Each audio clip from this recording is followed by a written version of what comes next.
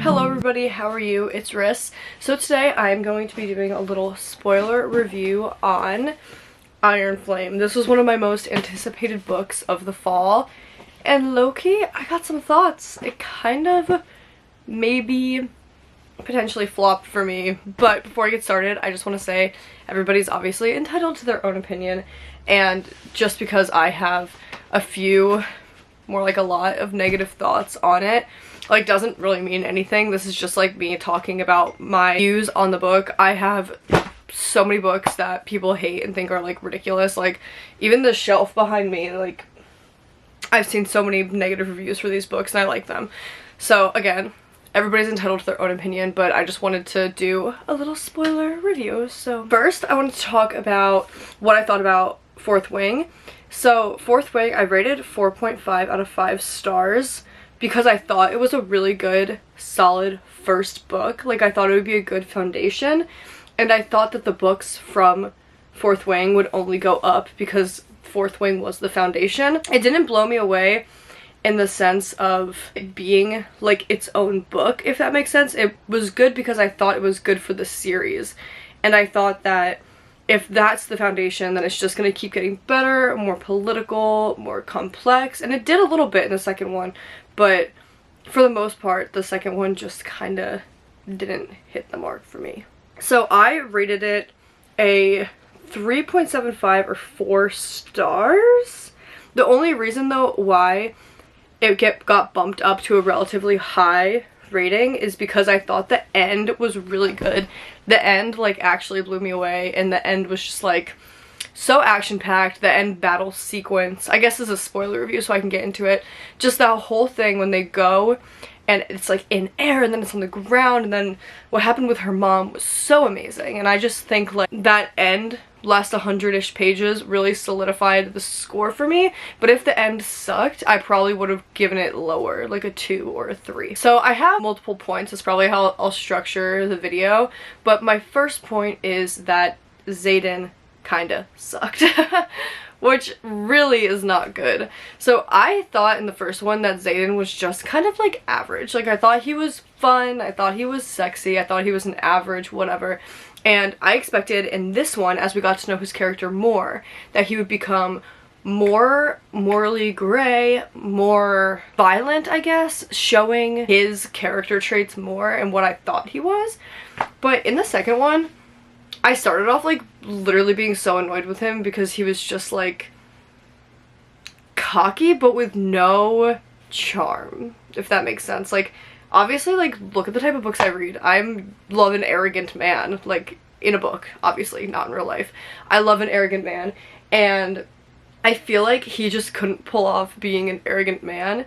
And then he shifted and he turned into this like emotionally available, communicative king, which, like, yes, we want that in real life, but this is like a fantasy book where I expected him to be morally gray, but Miss Girl just kind of became a good boyfriend, but also at the same time he was like lying to her, which, like, I feel like can't really go both ways. I understand like the lying thing, but it's just kind of frustrating to me. And what really made me mad was the part when she is like, you're lying to me and you're expecting me to ask all these questions and you're not telling me things. And he like psychoanalyzed her and like blamed her for not asking the right questions. And then when she did ask the right question about his like fucking power or whatever, which was also like kind of dumb, he clammed up. So I thought that that was kind of strange. And I also thought, like, if you're gonna lie to her, then you better own it and she better become a match for you. But that just didn't happen. I just thought that it was a little too much blaming Violet. And then he's like, you don't want to know the truth. Like, that's so annoying. That's so stupid. I thought he lacked charisma that he might have had in the first. I was just overall lost some points with me. The second thing, and this probably I should have put first because this was the big thing that made me like annoyed with this book, was the freaking shit with Jack Barlow. Like, I'm sorry, that was so dumb.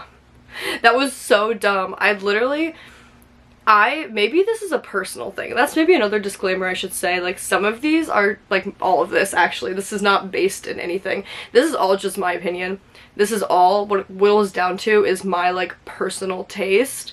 So, I have always thought personally that when you bring a character back from the dead for not really any reason, like, just bringing it back for shock value, I just think it's lazy, and I think it just shows that the overall plot around it was not strong enough. So to throw it off or enhance it, the author or writer or whoever had to bring this plot line that doesn't need to be there. You could have taken, it was right in the middle of the book too, which also shows the intention, but you could have taken him coming back from the dead, like, completely out of the book, and it would have been the same book. You could have had him be missing or in the infirmary, but not dead, because being dead just, it's a crutch. It's like a plot crutch, in my opinion. So I think that I would have not have an issue with him being back at all if he was healing, if he was, like, a body was never found. I just think the whole, like, bringing him back from the dead is stupid, and also, like, he's kind of lame. I don't see him as a scary villain. I think the villain, I forget what his name is, but the Vlag is Throne of Glass. What are they called? Oh, the Venom that, like, haunts Violet. I think that he's a really cool villain. I really like him, and I want to know him more. I think that he is so cool and, like, an actual villain.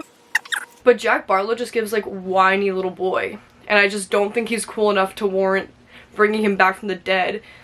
I don't think really anybody's cool enough to warrant bringing back from the dead. It's something that I really don't like in books.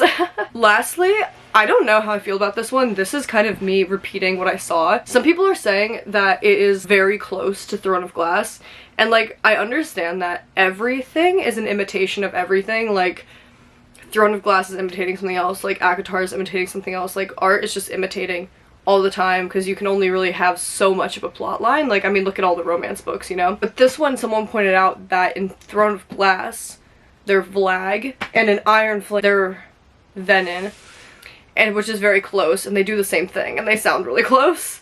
So, and then what happens to Xaden, like how he turns into a Venom, they sound so similar, I have to, like, remember it.